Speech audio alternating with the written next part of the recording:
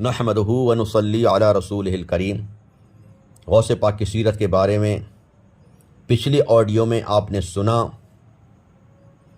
کہ تقریباً 500 سے زیادہ یہود و نصارہ اور لاکھوں سے زیادہ دوسرے لوگ آپ کے ہاتھ پر توبہ کر چکے تھے اور اپنے برے اعمال سے باز آ چکے تھے۔ آپ کے مجلس میں انسانوں کے علاوہ جن وغیرہ بھی شریک ہوتے تھے۔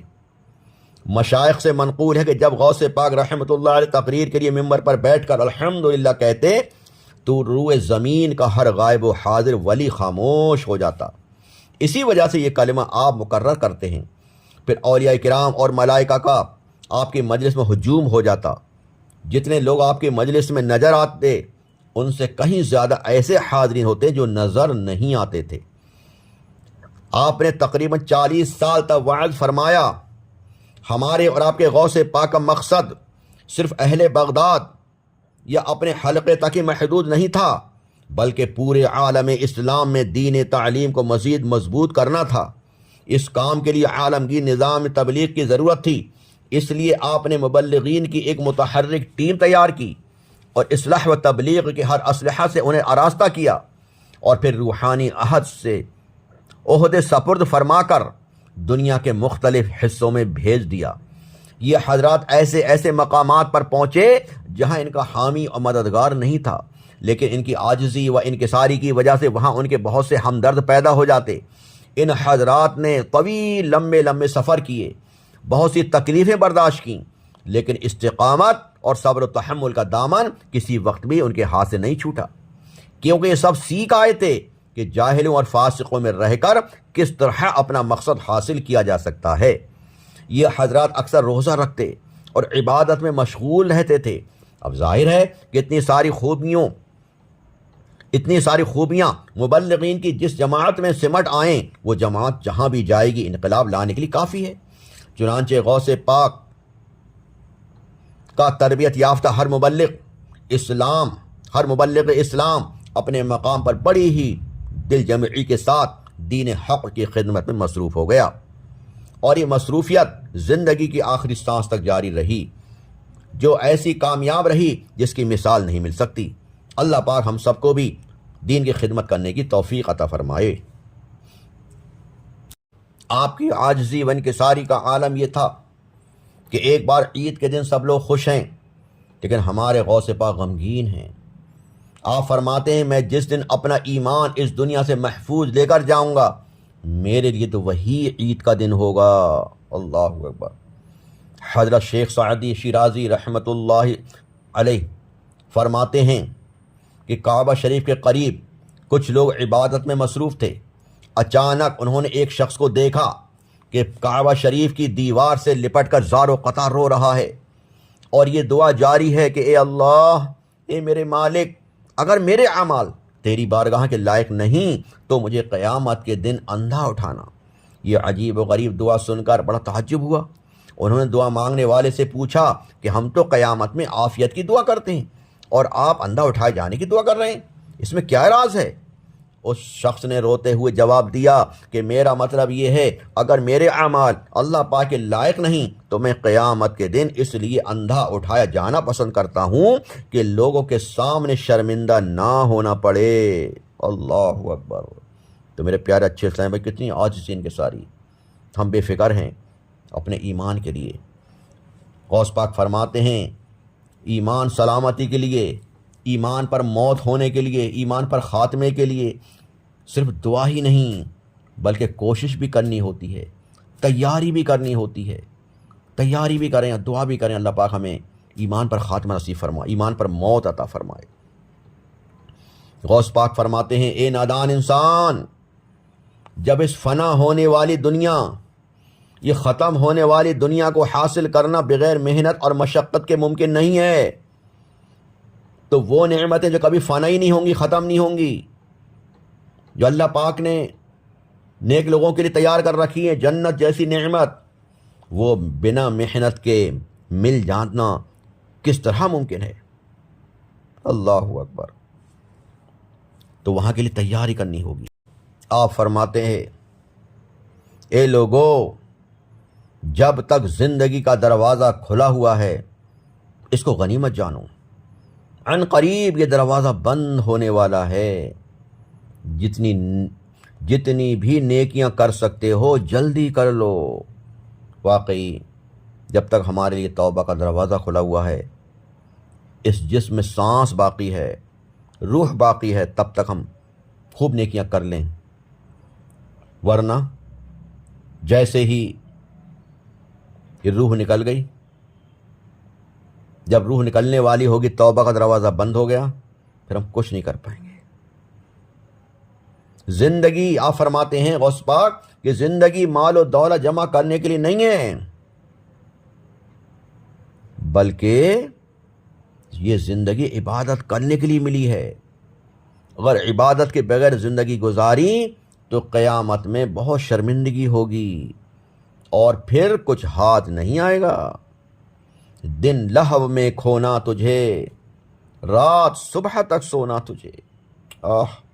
شرم نبی، خوف خدا، یہ بھی نہیں وہ بھی نہیں۔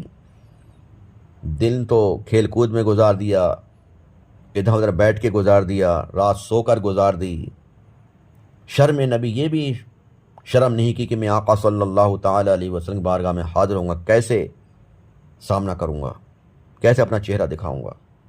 شرم نبی، خوف خدا، نہ خدا کا خوف ہے کہ خدا کا ناراض ہو گیا، قبر میں مجھے سزا دے دی گئی، قیامت کے دن سزا دے دی گئی، اور خدا نہ کرے اگر جہنم میں ڈھکیل دیا گیا تو میرا کیا ہوگا۔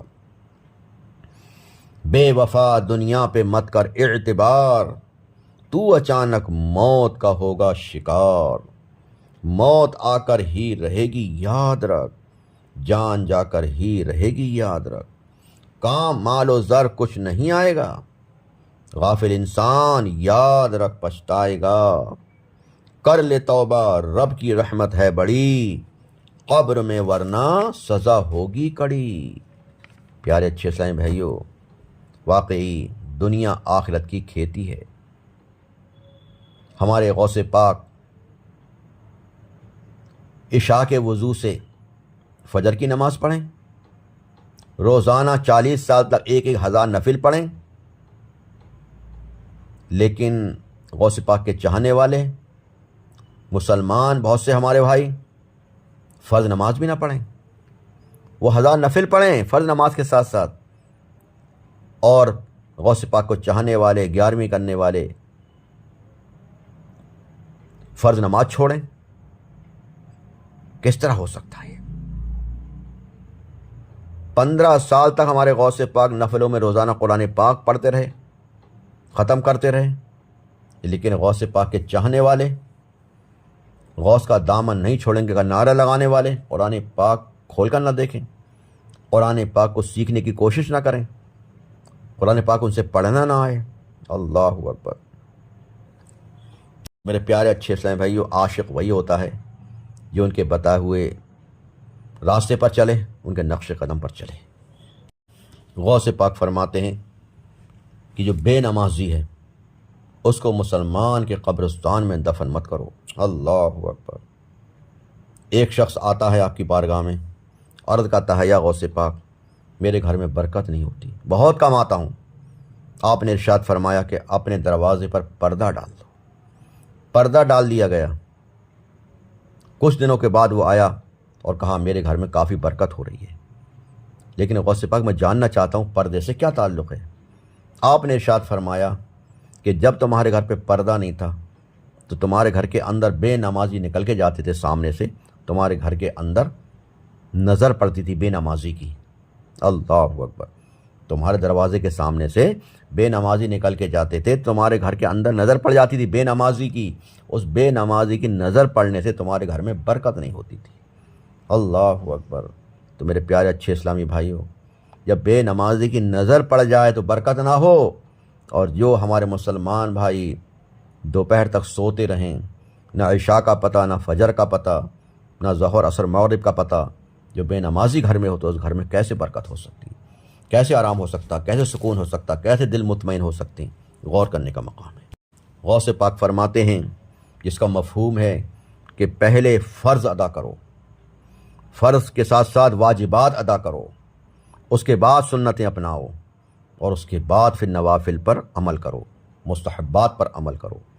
جو فرض اور واجب چھوڑتا ہے تو اس کی نفل عبادت قبول نہیں ہوتی، یہ غوث پاک کا ہی فرمان ہے نا۔ اور مستحب کام تو کریں، نفل کا کام تو کریں، ایک فرض واجبات چھوڑ دیں تو کیسے قبول ہو سکتے ہیں؟ تو میرے پیارے اچھے اسلام بھائیو، پہلے ہم نمازی ہیں، اس کے بعد نیازی ہیں۔ نیاز تبھی قبول ہوگی جب پہلے نماز پڑھیں گے۔ نماز کا ٹائم ہے، اذانیں ہو رہی ہیں، جماعتیں ہو رہی ہیں، اور ہم اپنے گھر میں 11ویں شریف کی بریانی اڑا رہے ہیں، شور شرابہ کر رہے ہیں، نہ نماز کا پتہ، نہ اذان کا پتہ، نہ جماعت کا پتہ، نمازیں چھوڑ رہے ہیں۔ اور نماز پڑھنے والے بھی کبھی کبھی 11ویں کے چکر میں نمازیں چھوڑ دیتے ہیں، رات بھر مجلس سجائی، صبح کو فجر کی نماز کا پتہ نہیں۔ تو اتنا آپ نے ثواب نہیں کمایا مجلس میں جتنا آپ نے نماز چھوڑ کر گناہ کما لیا، گناہ پر ہو گیا۔ تو میرے پیارے اچھے سے بھائی، نماز پڑھ کر یہ سارے کام کریں گے، اچھے کام ہے الحمدللہ، اللہ آپ کو توفیق دے، خوب 11ویں کریں، سب کچھ کریں، لیکن ساتھ میں نماز ضرور پڑھیں۔ پہلے نماز پڑھ کر یہ سارے کام اچھے کام کریں گے تو انشاءاللہ مقبول ہوں گے، ثواب ملے گا۔ اور اگر نماز چھوڑ کر، فرض چھوڑ کر، نماز، روزہ، زکوٰۃ، حج یہ چھوڑ کر آپ کریں گے تو مقبول نہیں ہوں گے۔ 11ویں شریف کی نیاز کے لیے پیسہ بھی پاک ہونا چاہیے۔ جو پیسہ اللہ پاک نے آپ کو دیا ہے، ہم یہ بھی سوچیں کہ کیا اس کی ہم نے زکوٰۃ نکال دی؟ اگر زکوٰۃ ہی نہیں نکالی ہے تو کیا غلط پیسے سے ہم غوث پاک کی 11ویں کریں گے؟ غوث پاک خود فرماتے ہیں نا، جب تک فرض ادا نہیں ہوگا وہ مقبول نہیں ہوں گے نفل کام، مستحب کام، یہ مستحب کام ہے۔ تو پہلے زکوٰۃ ادا کریں پوری، قربانی کا وقت ہو تو قربانی بھی ادا کریں، ٹائم ہو تو، قربانی ہم پر واجب ہے تو جب بھی قربانی کا ٹائم ہو یا زکوٰۃ کا ٹائم ہو تو اپنے علماء سے، امام صاحب سے معلوم کریں کہ کیا مسائل ہیں زکوٰۃ کے، کیا مسائل ہیں قربانی کے، کس پر فرض ہے، کس پر واجب ہے۔ تو اپنا فرض پورا ادا کریں، زکوٰۃ پوری نکالیں، قربانی پوری کریں جس جس پر ہو رہی گھر میں، اور جس جس پر زکوٰۃ فرض ہے پورے گھر میں سب کی زکوٰۃ ادا کریں۔ اس کے بعد نفل کام کریں، مستحب کام کریں، اللہ پاک قبول فرمائے گا انشاءاللہ۔ اللہ پاک ہم سب کو خوش دلی کے ساتھ اپنے فرائض ادا کرنے کی، واجبات ادا کرنے کی، سنتیں اپنانے کی، اور اس کے بعد نفل کام کرنے کی بھی اللہ پاک توفیق عطا فرمائے۔ اللہ پاک ہماری تمام نیکیوں کو اپنی بارگاہ میں قبول فرمائے، جو بھی اس میں کوتاہی ہو یا غلطی ہو اللہ پاک اپنے فضل کرم سے معاف فرمائے۔ آمین بجاہ النبی امین صلی اللہ علیہ وآلہ وسلم۔